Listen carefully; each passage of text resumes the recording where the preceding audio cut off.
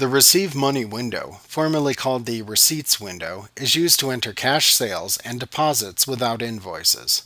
It is also used to apply payments to existing customer invoices. When you select a customer ID in the Receive Money window, all unpaid invoices for the chosen customer will appear.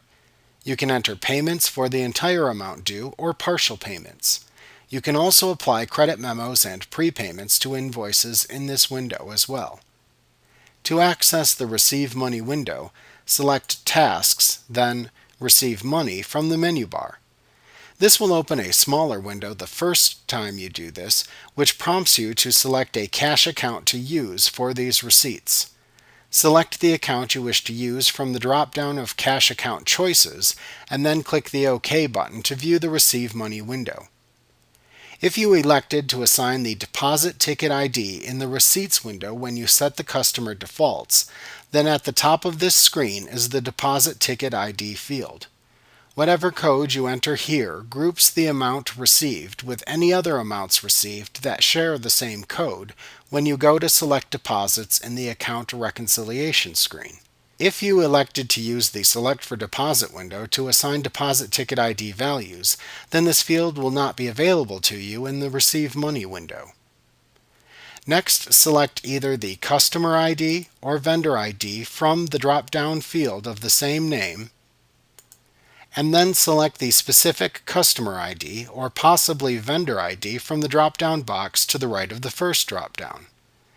To enter a receipt for a customer who is not in your customer list, leave this field blank and instead type the customer's name as you would like it to appear on the receipt into the Name field.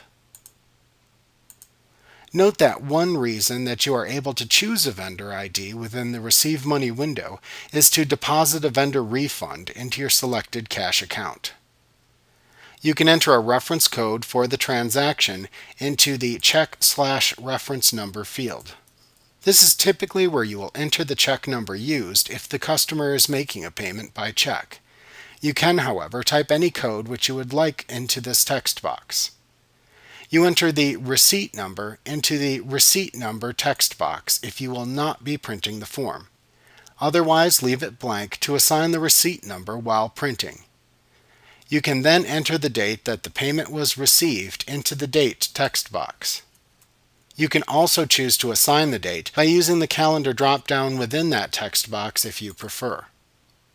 You can then set the method of payment used by the receipt in the Payment Method drop-down. If you process credit cards through Sage 50, you can click the Process button to open a window into which you can enter the customer's credit card information. Alternately, you can click the Record button to record a credit card payment without actually processing the payment in Sage 50. The balance of the selected cash account will be displayed in the Cash Account Balance field. If it says Uncalculated in the Cash Account Balance field, click the Recalculate button to the right of that field to display the correct total balance. At the bottom of the Receive Money window, you select the Apply to Revenues tab to enter items purchased that are not associated with any outstanding invoices. When a customer without open invoices is selected, this tab automatically comes forward over the other tab. Customer deposits made in advance, meaning prepayments, can be taken on this tab by simply checking the Prepayment checkbox. You would select the Apply to Invoices tab to receive payments against open customer invoices. This tab will automatically appear with customers that have one or more open invoices. On this tab, you will see the invoice, the due date, and the amount due. You can enter a description for each invoice in the Description field if desired. If the customer qualifies for a discount, the amount will be displayed here as well. You can change it if needed.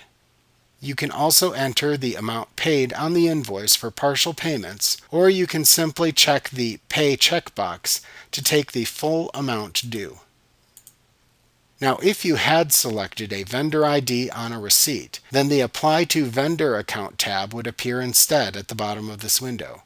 You can then use this to record vendor refund amounts. When you are finished, you simply click the Save button in the toolbar to save the receipt.